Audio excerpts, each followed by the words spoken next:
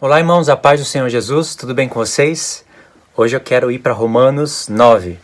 Talvez esse seja o vídeo número 17. Eu me perdi nos números. Se não for o 16, é o 17. Eu estou falando aqui para eu me direcionar para mim mesmo, os números. Depois eu vou ver se é o 16 ou o 17. Romanos 9. É tipo um bloco 17, né? Capítulo 17. Vai ter parte 1, parte 2, parte 3. No início da série eu estava pensando em Romanos, Gálatas e Calvinismo, parte 1. Aí ia pro vídeo 2, colocava a parte 2. Ia pro vídeo 3, colocava a parte 3. E assim o vídeo fica grande. Então, eu ainda não estou acostumado com toda essa organização. Depois que eu me toquei que é melhor eu fazer por blocos, fica mais organizado, eu posso até direcionar as pessoas para cada bloco certinho. Então, por exemplo, o bloco 16, né, ou seja, o capítulo 16, ele tem 6 partes. Ficou melhor, não ficou? Aí a gente pode ir seguindo assim, ficaria menor os números. Ou seja, vocês entenderam, né? Agora eu quero ir para Romanos 9. É uma série de Romanos. Eu não estou indo capítulo por capítulo porque perde o sentido, você tem que avançar, você tem que voltar. Esse é um estudo mais dinâmico, assim. Ao invés de você ir por capítulo por capítulo, não tem como. Fora isso, você tem que cruzar as outras cartas. Romanos 9 é bem complicado de se entender, principalmente porque você tem que interpretar os capítulos anteriores para chegar em Romanos 9. E como eu estou ensinando Romanos, Gálatas, pensando no calvinismo, se torna mais complicado ainda porque tem que desfazer o que eles fazem aqui, que vocês sabem muito bem como é. Então, se fosse olhar para Romanos, para a carta de Romanos de maneira panorâmica, num mapa mental, você iria traçar uma linha do tempo e você iria fazer 3 blocos. Pode fazer 3 prédios. No primeiro bloco, você vai colocar do capítulo 1 ao 8. No segundo bloco, você vai colocar do capítulo 9 ao 11. E no terceiro bloco, você vai colocar do capítulo 12 ao 16. É assim que se visualiza a melhor maneira que eu achei para visualizar a carta aos Romanos. Por que se visualiza dessa maneira? Porque o assunto que o apóstolo Paulo começou em Romanos 1, você vai ver que ele vai inserir várias coisas, várias revelações, mas sempre vai estar em torno de justificação, salvação, vida eterna, obras da lei, debaixo da graça, a circuncisão, sempre vai estar assim. Paulo vai estar mostrando a justificação do homem, que não é por obras da lei, e sim por intermédio da fé em Jesus Cristo. Vai falar várias coisas que eu já tenho falado nos vídeos, agora não vou repetir. E isso segue até o capítulo 8. No capítulo 7, ele vai falar aquela maravilha, aquela coisa tremenda, complexa, aquela exposição de um homem que recebe a lei de Deus, mas acaba agora tendo uma luta da carne contra o Espírito. Né? Na verdade, agora ele vai ser guiado pelo Espírito a lutar contra a carne. E aí Paulo faz aquela exposição daquela luta. Em Romanos 8 ele vai concluir, acrescentar detalhes do que ele falou em Romanos 7. E no final de Romanos 8, para Romanos 9, você vai ver que vai haver uma mudança no assunto. É um outro bloco. Porque ali ele começa a falar de Israel, começa a falar agora da salvação, não do homem individual, mas sim da nação inteira. Tanto é que a palavra Israel, a primeira vez que aparece é no capítulo 9. Antes ele não estava falando de Israel? Estava falando de Israel, mas ali era mais individual, o homem, falando do homem, usou Abraão, usou o pai das nações e tudo, mas era mais mostrando como o homem é justificado. Como o homem é justificado? Que eu lembro aqui tem 4, 5 pontos. Primeira vez que ele fala de justificação é pela prática da lei, e eu já ensinei que lei é essa. E textos que não, esse é um texto que não é usado. Justificação pela prática da lei, calvinista não quer nem saber disso. O segundo ponto é justificação pela graça. Aí é usado. O terceiro ponto, justificação pelo sangue. Justificação pelo nome. 4, né? Então, acho que são esses 4 pontos. Justificação pela prática da lei, justificação pela graça, pelo sangue, pelo nome do Senhor Jesus. Entende? E a primeira vez que ele fala de justificação é pela prática da lei. Não é, claro, a prática da lei da primeira aliança, mas seria, no caso, a prática da lei da nova aliança, que é os 10 mandamentos escritos no coração, onde vai gerar em nós boas obras. Aonde a gente pode permanecer em Cristo ou não, depende da nossa escolha. A salvação foi feita para todos. Esse é o pensamento do apóstolo Paulo. Chegou em Romanos 9, ele já vai começar a mudar um pouco o assunto, vai começar a falar de Israel, vai começar a fazer um contraste entre Israel e os gentios. Até tem algumas tipo de escatologia que separa Israel da igreja por causa desse capítulo. E não se separa Israel da igreja nesse sentido. Tem que conhecer as duas casas de Israel. É claro que quando ele fala Israel, ele se direcionou ao lugar geográfico, ao Oriente Médio, à nação de Israel que estava ali. Mas ele conhece o Israel de Deus segundo o Espírito. Porque se ele fala Israel de Deus segundo a carne, tem o Israel de Deus segundo o Espírito.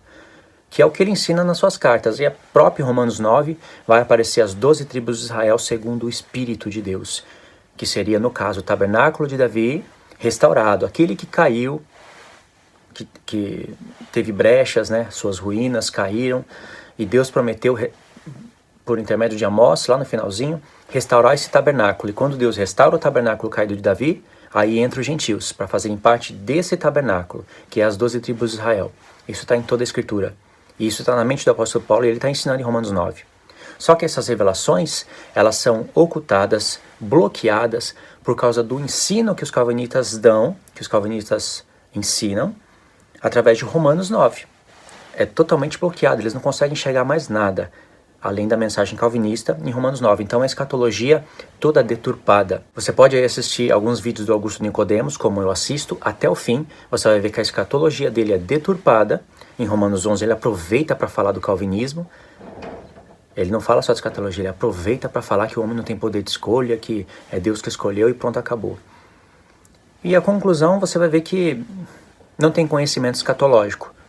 Embora seja ancião, embora tenha todo o tempo para estudar a palavra de Deus, viva de dízimo, que também o Novo Testamento proíbe, mesmo assim, não conseguiu entender a mente do apóstolo Paulo quando fala de ponto escatológico. E eu, que sou quantos anos mais novo, não estou falando isso para me gloriar, eu estou falando isso porque tem algo errado nesses homens, porque Deus bloqueou a revelação para eles. Eu, que tenho bem menos idade, que trabalho numa fábrica, que não tenho todo o tempo que eu quero, Deus revelou e ampliou as coisas, de maneira que eu posso explicar qualquer coisa aqui em Romanos, ponto por ponto. Posso errar? Claro que eu posso errar, mas também não tenho problema nenhum em consertar o que eu errei. Não tenho problema nenhum, porque não são os livros que vão me direcionar, é a palavra de Deus. Não é o livro da história da igreja, o livro de Calvino, o livro de Augusto não sei o que, o livro não sei o que lá. Não é isso que me direciona, não é isso que constrói meu pensamento. Eu não li nenhum livro de história de igreja, nem me interesso ler. E eu acho que é até uma perda de tempo para quem vai ler e falar disso. A Bíblia é autossuficiente para tudo isso. Pode pesquisar coisas geográficas, mapas geográficos, pontos históricos relacionados à geografia, porque Deus usa disso, né, na palavra de Deus. Mas nada além disso. Eu nunca vou ler um livro dos pais da igreja para ver como eles pensavam, para ver se bate com o meu pensamento de hoje ou não. Para mim isso daí é perder tempo. Enfim, só a introdução, demora, né, para falar essas coisas. Mas o que eu quero dizer é que vocês devem assistir a vídeos de escatologia do Augusto Nicodemos e do Hernandes Dias Lopes. Deixa eu abrir agora, entre aspas aqui. Eu gosto muito do Hernandes Dias Lopes, do jeito que ele ensina. Ontem mesmo eu estava escutando um estudo dele sobre Romanos, uma visão panorâmica. Se eu lembrar, eu deixo o link na descrição. Romanos, o livro mais importante da Bíblia. Um ensino incrível.